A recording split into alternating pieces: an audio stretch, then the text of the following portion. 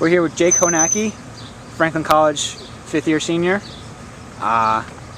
made famous by the best steeplechase fall ever seriously video, which was on YouTube, and got something like, what was it, Jake, like it's over like 500,000. over 500,000 hits, so we are over 500,000 at this point. Alright, Jake, let's first start. Just tell us like a little bit how you got into running, what your high school career was like, PRs, highlights.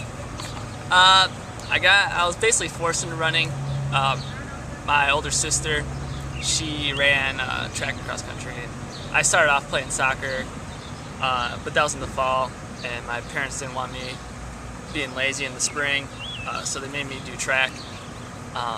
And went out, and I was all right. I ran like 4:55 for the 1600 my freshman year of high school, and I just enjoyed the team a lot better than the soccer team.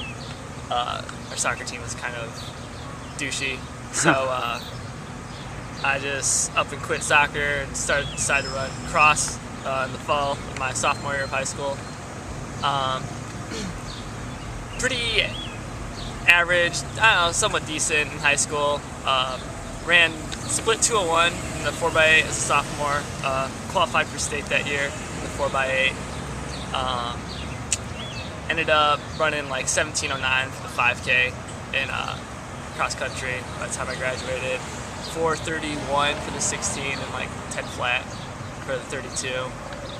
So it was all right. You're from Indiana, so Indiana doesn't have the steeplechase at the high school. So when did you first, I guess, basically find out about the steeple? When were you introduced to that, and like when did you decide that's something you may wanted to try? I really don't know like when I first realized I wanted to do steeple. I think it was, we were at a meet at IU, and I think we were just messing around with their water pit there, and I remember going just clearing the water pit, and I was like, oh, this isn't that hard. But I think the barrier was on the women's height, so that's probably why it seemed so easy. Yeah. But then, yeah, after that, I was like, well, steeple's something that I'd like to do. Just look tough, like a challenge. So. When was your first one? How'd it go? My very first one was my first outdoor season of track at Franklin. It was at Wabash College. There was like 4 people in the race, and I got third. It was all right. I went like 10:26. I think was that. Not a bad debut. Yeah, debut. So. Did you fall? I did not fall. Did not fall. All right. Did not fall. That would have been really sucky too, because it was like 40 degrees out. Oh man, yeah, that would not have been fun. That would have been pretty miserable. So did you pretty much kind of fall in love with the steeple right away, or when did you decide I'm a steepler. I'm not just someone who's doing the steeple for fun. I'm a steepler. I guess I was kind of forced into the steeple after my sophomore year, because basically it was with my leg injury thing. It's like the only race I could really do that's over a mile without having to drop out. So yeah, it was kind of I was like, well, this is the only thing I can really do. So I decided, well, you might as well be good at it. So. Makes sense. So talk a little bit more about the injury. What was it? And well, it is chronic exertional compartment syndrome. Well, I mean, that's what I've been told. I had it for like 2 years before it was diagnosed. And then this past fall, I had the procedure, and it worked kinda, sorta.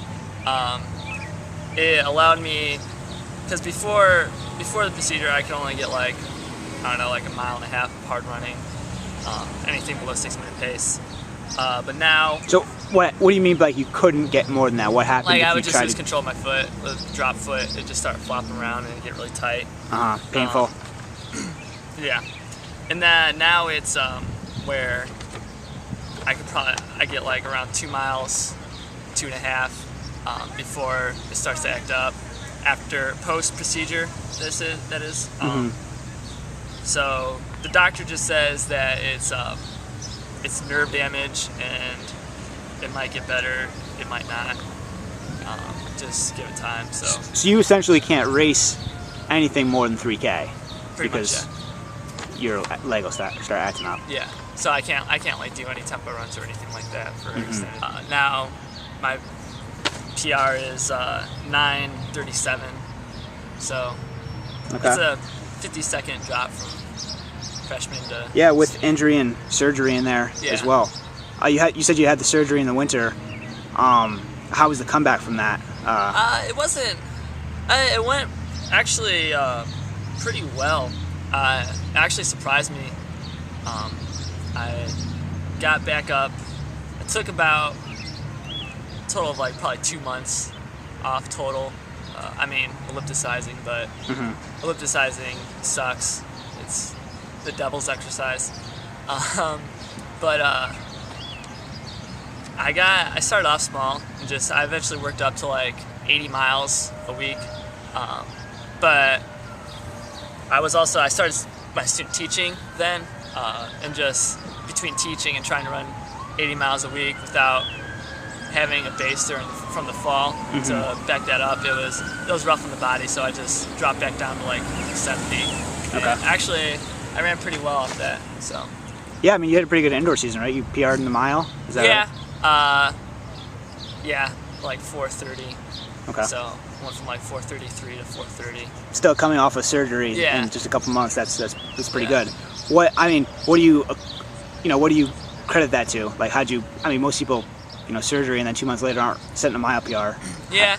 I feel like most of that came from just the bases that I built, like in previous years. Yeah, previous years. It's like I would always in the fall I'd always get up to like around 100, and then that'd carry over to the track. But I mean, track I always backed it off some. But it's just the years of mileage, basically. Yeah. Well, good. I think that's something Chris Slinsky would be happy to hear.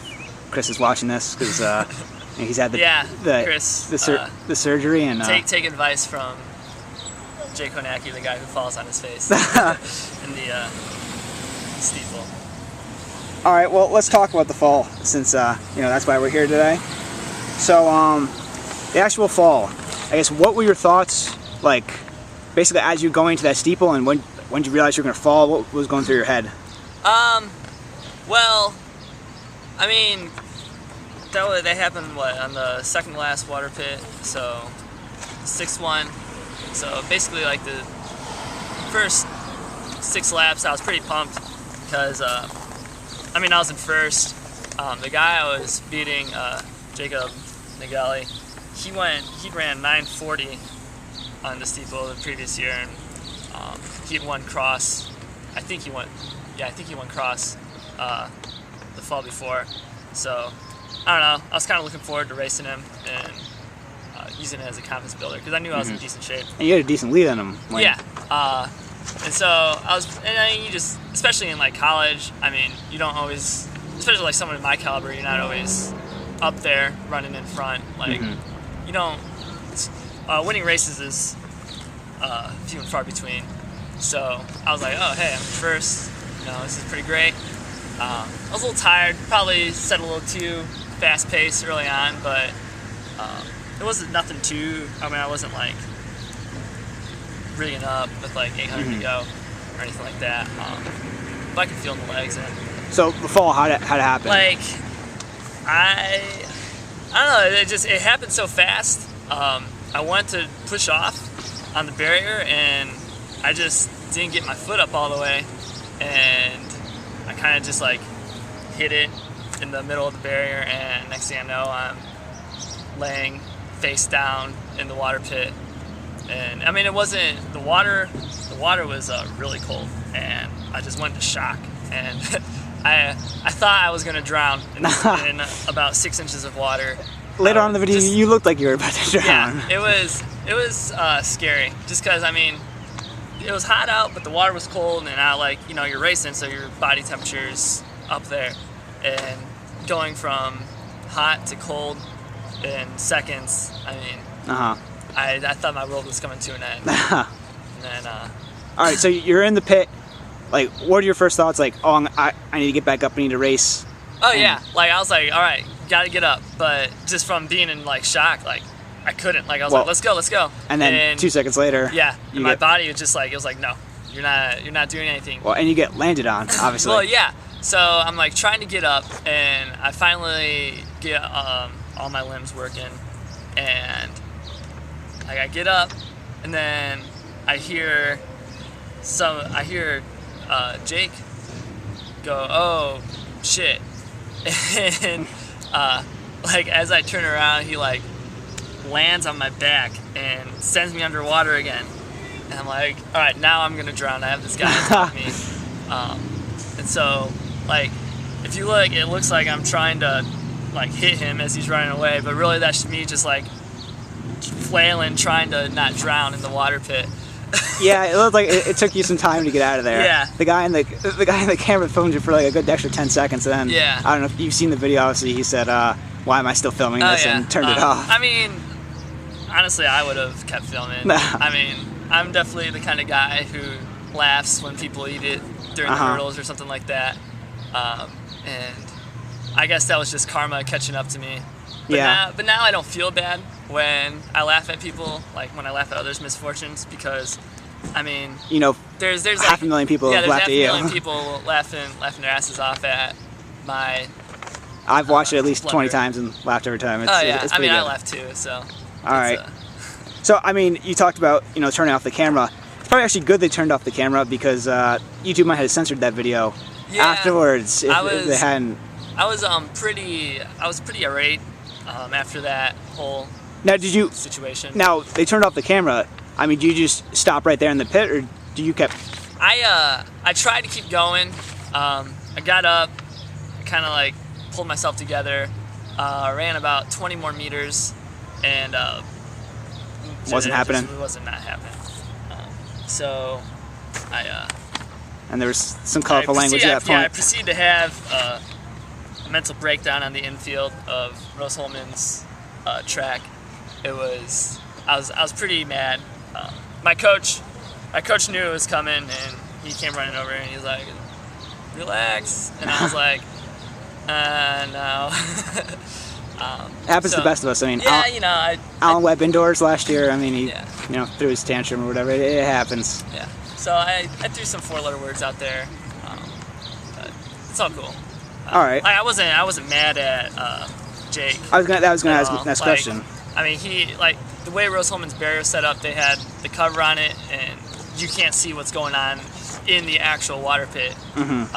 So he saw me go down, and he picked a side, and just happened to be the same side that I was on. And did you talk to him after the race at all, or later on? Yeah. I mean, I was cool about it. I wasn't. I mean, did you appreciate his mid-race apology? Sorry, dude. I didn't even hear him say that. Oh, really? Yeah.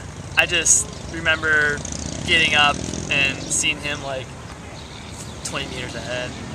So, but I mean, that's probably like the best part of the video is him. Sorry, dude. Yeah. Moving on from this, bring us through, I guess, the rest of the season. This race, you're on PR pace. You obviously didn't finish. What happened in your steeplechases after this? They went pretty well. Like that was my very first steeple of the year, so I wasn't too upset because I knew I had a bunch more. But like the following week, I ran 9:46, which was like a 5-second PR because going into the season my PR was 9:51. So that first steeple back after that fall, did you have any apprehension? Were you worried at all? Nervous? Like the very first one, like going into the first water pit, I was like, all right, here we go. And like the video had gotten around to like some other teams, and I knew like they were like standing around, and I knew they were waiting for me to fall and eat it. So I mean, I didn't want to satisfy their desire to see me fall. So yeah, there was a little apprehension that first race back. Each time I'd be like, all right, focus. and I ended up running well. Ran 9:46 that next race. Then I really, every race I ran this year, I PR'd except for my last one. So you're PR'd at Louisville, right? So yeah, I went 9:46 mid, then like 9:46 low. So like, I mean PR but like half a second. And then at our conference meet, I PR'd by like 8 seconds and ran like 9:38 for like 4th place. And then then I took a week off, and then I ran at University of Louisville and went 9:37. So yeah, PRing every time, that's not bad. So, I mean, most of them were like, you know, half a second here, half a second there. There was that big one between at conference. Conference. 8 seconds. I mean, I was pretty pumped about that. Yeah, for sure. And then, yeah, so 9:37 is what I ended up the season at. All right. And then after you ran 9:37 in Louisville, a week later you had one more race in North Central. Do you mind talking about that and what happened, your feelings on that? North Central this past Friday. I knew I had sub 9:30 in me, just the way my workouts were going, and I was pretty pumped about it because North Central's like the Stanford of Division III, I guess. Everyone goes there. Yeah, right? so it's last chance. A lot of the good D3 guys go there. I mean, it's like one of those races where you don't know why, but I mean, you just always PR when you're there. So I was pretty pumped about it. And I was in the second heat, so like the middle heat. I was towards the back of it actually, and I was like, you know, I'm just gonna go out there and run my race. And I mean, that's what I did. I was on pace for 6 laps for sub 9:30, but then it was like deja vu all over again. Second to last water pit, I went up to step or to push off, and my foot slipped on the water barrier, and I found myself laying face first into the water pit. All over again. But yeah, all over again. So just like no one landed on you this time, though. No, right? yeah, no one landed on me this time. Thank God. I probably would have ended up beating the shit out of them if someone had landed on me, because I was pretty irate about that one. Just because, I mean, it was my very last race. And you're putting together a huge PR. Yeah, I was on pace probably to run around 9:28, 9:27. I think a lot of people can relate to that. You know, last race, trying to put it together, and you don't always get that, you know, fairy tale ending, unfortunately. Yeah, and I mean, I don't know. I was well, when you visualize, like, you know, your last race, I was just like, you don't. That's not how I visualize it. You know, everyone always, you know. I think most runners, like, when they think about, you know, how they're gonna go out on their career, you know, storybook ending where, you know, you PR by like 50 seconds and you qualify for nationals and you go on to be an All-American, and like everyone had written you off, and then I was like, yeah, that's what's gonna happen to me. And then 6 laps into my last steeple, I'm just gotta get taken from you. I'm just laying there in the water. I was just like, I don't even want to get up. But you did get up. You finished, right? Yeah, I did finish. Still broke 10, so I ran like 9:55. But was it? Yeah. You think if it wasn't your last race, you think you might have dropped out? But it was your last race, you wanted. No, I don't think I would have dropped out. But I mean, after the fight, you just took it out of my body. Like, I tried going. Oh yeah, after that, I mean, totally kills everything. Yeah. Momentum. I mean, you're in pain. So happens to the best steeplers. I mean, Evan Jager, you know, he fell in his race his last. It was Friday actually. He did face plant on the water pit. Oh really? Yeah. He's. Feel your pain. Yeah. He actually completely missed the hurdle and just face planted. And thankfully it was his last lap, his last water jump. So, you know, he still ran. You know, he just got the A standard, but you know, had it been still a lap to go, you know, it might have been harder to recover from that for sure. Yeah. I don't know. I mean, I feel like it'd be a little easier to swallow an 8:20 yeah. when you fall in the water pit than it is, you know, to run a 9:55. But maybe it's all relative. Yeah, it's all relative. So it's good. All right. I mean, so I guess what can you take away from you know, your career, this whole experience, just everything? I don't know. I mean, it's just kind of funny how like just like the interconnectedness of the world, I guess, because one of my students is an exchange student from Ecuador, and he came up to me one day and he's like, "Oh hey, your video is on." It's like a South American version of Tosh.0 or whatever, and like people in Ecuador are like sitting there laughing at me, falling face first in the water pit. So global. Yeah, it definitely went global. But it's I don't know. I mean, I guess it's the experience in itself, and you learn from it.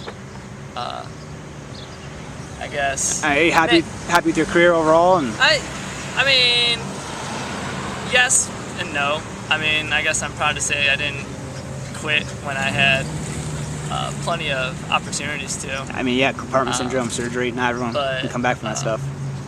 I mean, I'm competitive, and I wanted to be up there. I mean, I wanted to win races. I wanted to run fast times, and I mean, I ran faster than some, but I mean, there's still a lot of people better than me, and felt like I had a lot more left in me. Looking forward, I mean, do you see doing anything running-wise after college, or what are your plans, running and both non-running? I don't know, just with my leg. I mean, if it gets better, I would, like to. I mean, it'd be fun, just to be able to race 5Ks and stuff on the road. I'd like to be able to do marathon, but I mean, it's just whatever my body will let me do in the coming years. What about the steeplechase? See, going I after don't know. that? I've thought about doing it, over the next couple of years. I mean, really, if I spent another 4 years working as hard as I did the first 4, I feel like, I could break 9 minutes. But, I mean, it's just a matter of if I really want to do that. Because, I mean, it's a commitment. Yeah. And, I mean, it'd be cool to say, but, I mean, it's still not going to get you really anything. And it also depends. I mean, hopefully I'm going to go into teaching and coaching.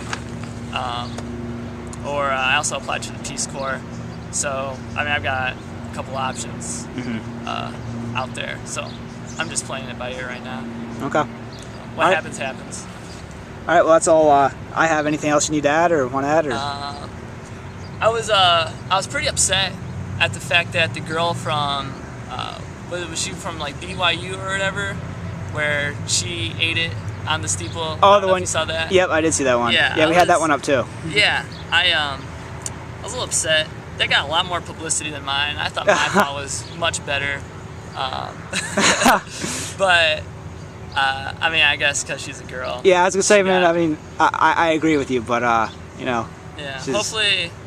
Hopefully we never reproduce with each other, because I feel like their child would be very clumsy, and a lot of bad things would probably happen to that kid. Yeah, they might want to stay away from the steeplechase. Yeah, but no, because she made like Sports Center and like stuff like that, and I was like, yeah, man, mine was so much better. I agree with you. I mean, no one landed on her, but I know. Guys watch Sports Center and they want to see cute girls fall face first. Exactly. I mean, you'd like to see it too. I don't know. It's a steeplechase. I feel like I'm a pretty good looking guy, so I'd watch myself fall.